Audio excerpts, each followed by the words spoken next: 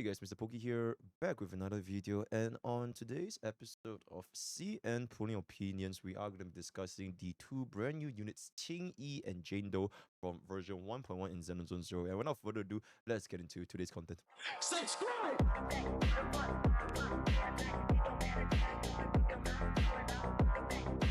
First unit, Qingyi.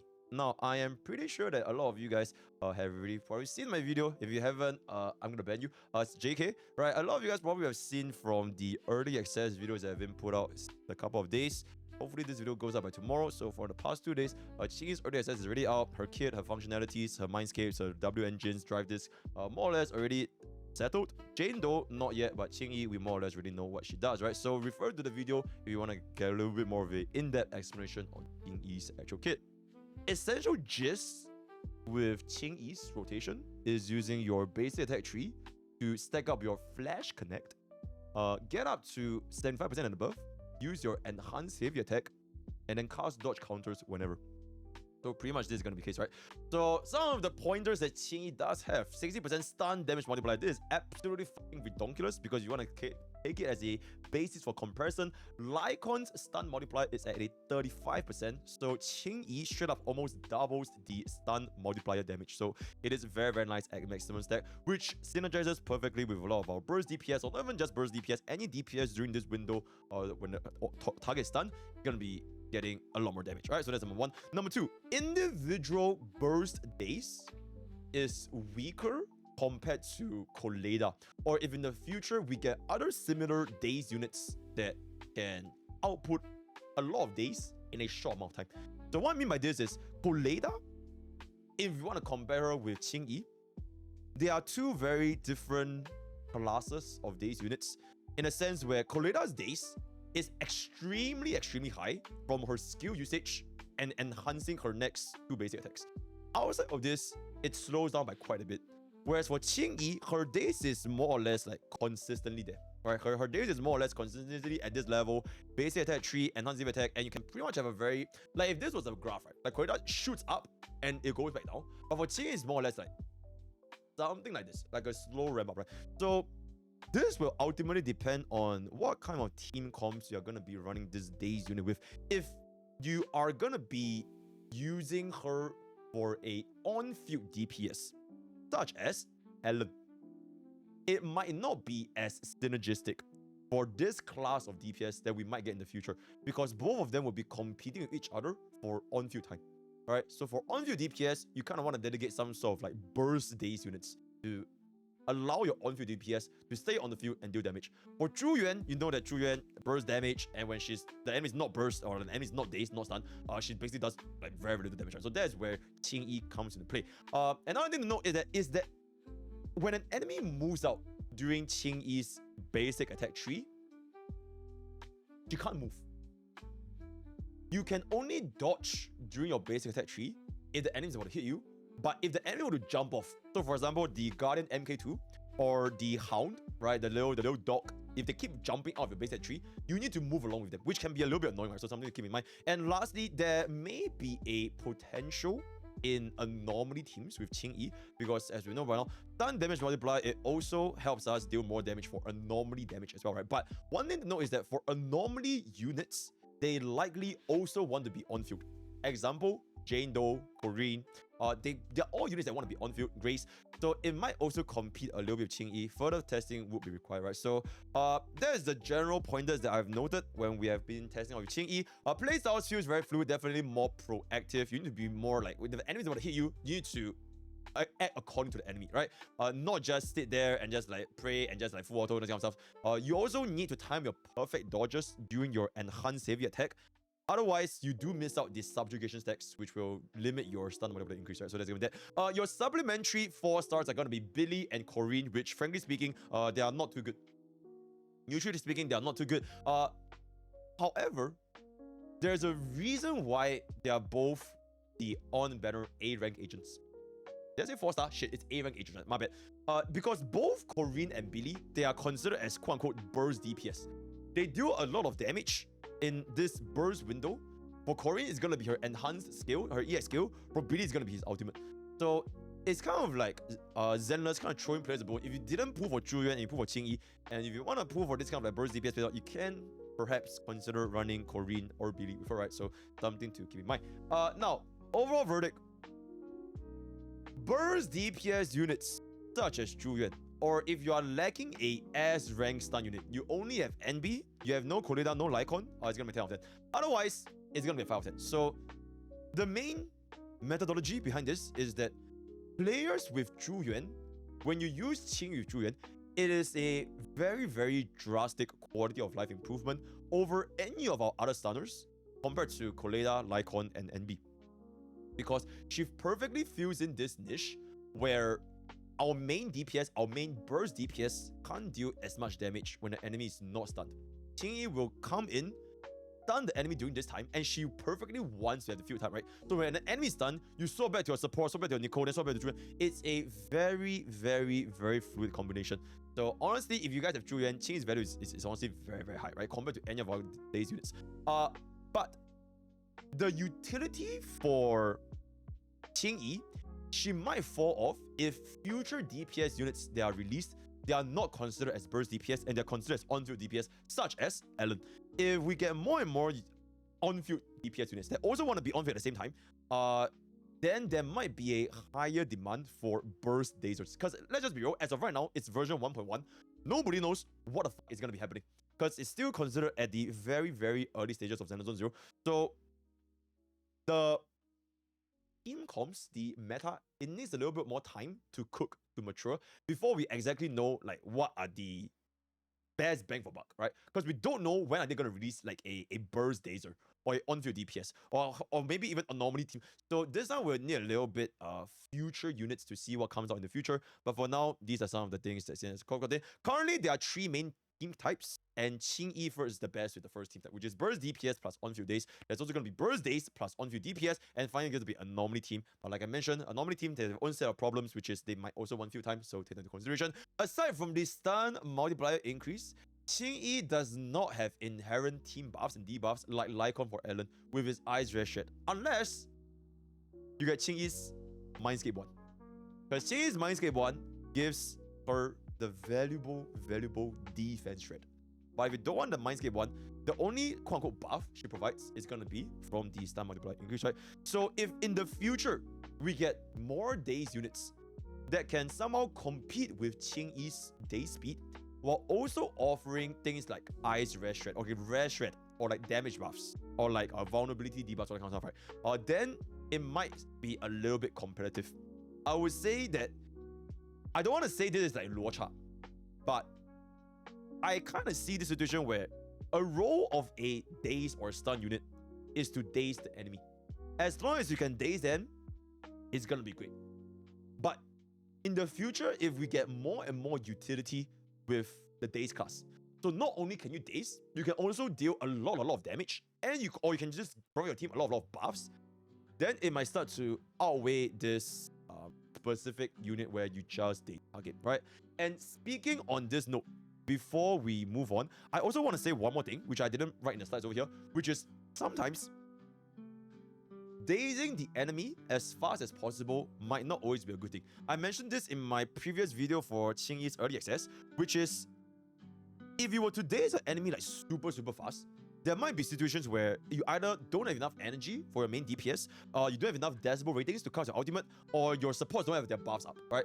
So sometimes just because you daze a unit super fast does not always mean that this unit is the best end or be all a daze unit, right? So something to keep in the consideration. All right, cool. Next unit. Jane Doe. All right, Jane Doe. Assault DPS Anomaly. She is not exactly a DOT, right? Assault class, anomaly class units, they are not exactly DOT units. They are like super break plus DOT. There's no damage over time. You just trigger assault once and that's it, right? So not really sure exactly. It's like a mix between break and DOT, right? So that's gonna be that. Assault triggers when anomaly is accumulated. And for Jane Doe, her gimmick is gains this thing called the Passion Stream while dealing damage. And once you get enough Passion Stream, you enter into this passion state, which is very passionate, and she deals a lot more anomaly build-up rate, as well as having faster attack rotations, right? So the gist with Jane Doe from this kit, because right now I can't review what's in like the early access or whatever, because we haven't even tried it, right? So I can't really tell you guys like the full understanding of the kit that so far for now. But based on what we see from live stream, she is very likely to be a on-field DPS to stack on Passion Stream and apply Assault build-up. Like, you want her to be on-field to get Passion Stream unless she can build Passion Stream while being off-field. Like, if any unit in your team can give Jane Doe Passion Stream, then that's possible. But if not, if she's the only unit that can stack on Passion Stream, then she's likely going to be an on-field DPS. So she's also probably going to be likely the fastest anomaly stacker compared to our alternatives, which right now we only have Frieren, Nico Mata, and Piper. And the reason why I say she's likely going to be the fastest is because, first of all, Korean and Nico Mata, they're not exactly anomaly units. They're physical DPS, just a normal crit DPS. And Piper, let's just keep it about 4-star DPS. Generally speaking, compared to a 5-star counterpart, they are probably going to be slightly weaker in quality or so. These are speculations also. Unlike DOT units in Honkai Starbucks, normally DPS units, they perform better as the sole DPS output with high anomaly mastery and position. With high anomaly mastery and proficiency, then get the teammates to buff/debuff this anomaly unit. The reason why is because it's easier to build a very, very good anomaly unit.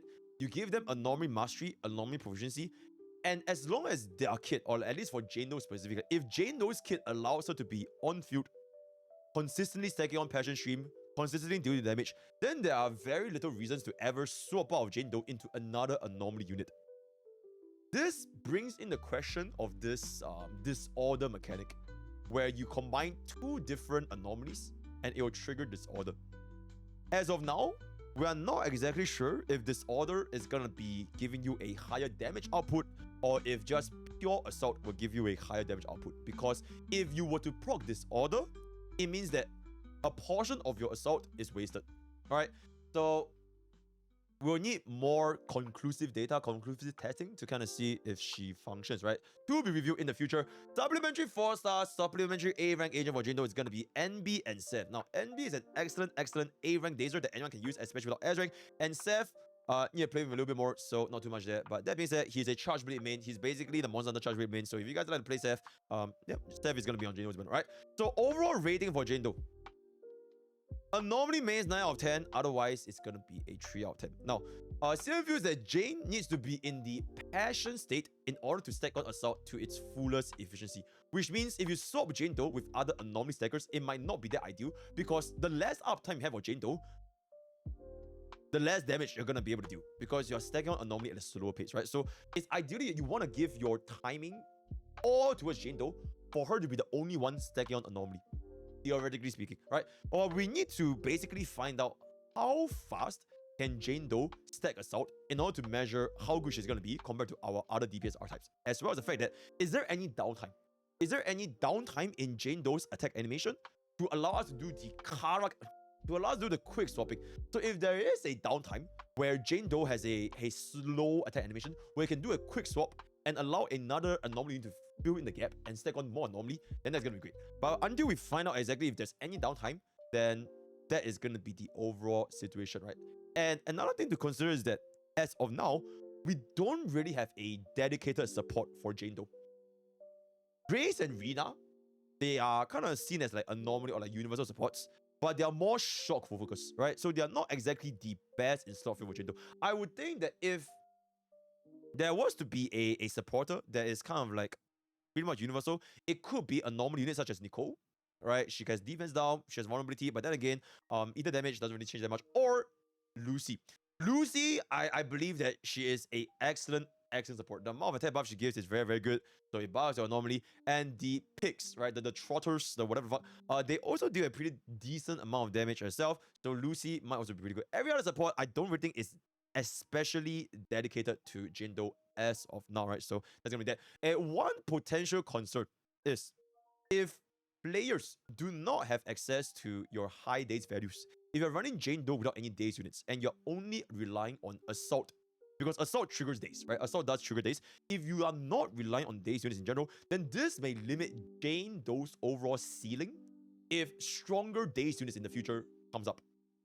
Because the good thing about crit DPS and like your normal like days units is that they kind of balance out between one another, and that is the only way you can effectively stun a unit. Whereas for Jane Doe, if you want to bring out her damage, you kind of want to stack on this anomaly as much as possible, right? Anomaly teams, generally speaking, you spam up anomaly, especially physical anomaly, because assault triggers this. So